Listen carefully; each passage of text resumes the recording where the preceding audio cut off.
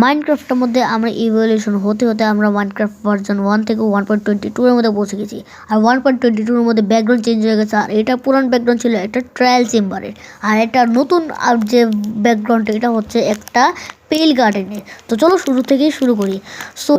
So এখানে একটা new biome add হয়েছে যেটার নাম হচ্ছে পেল গার্ডেন। আর পেল গার্ডেনের মধ্যে অনেক বেশি রিসোর্সেস পাওয়া যায়। আর এখানে একটা নিউ মব অ্যাড হয়েছে। তো চলো শুরু করে এই মবের থেকে। আর মবের নাম হচ্ছে ক্রিকি, আর যেটা দেখতে অনেকটা ভয়ানক দেখতে।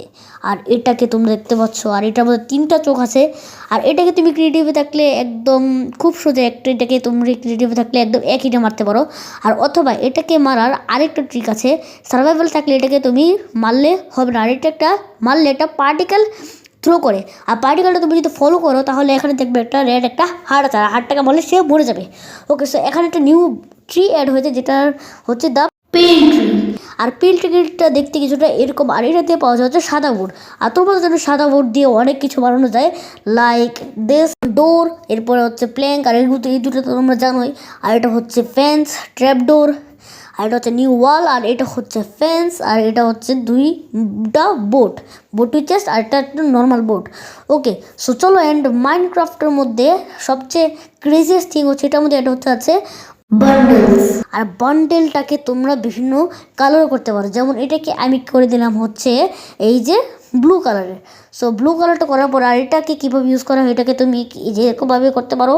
আর এটাকে ইনভেন্টরি মানে ম্যানেজ করার জন্য তুমি এটাকে ইউজ করতে পারো লাইক দিস। আমি এটাকে বিভিন্ন জিনিসগুলো যেমন ডোর, স্ল্যাব, এরকমভাবে এটা দিয়ে ফুল করে দিলাম।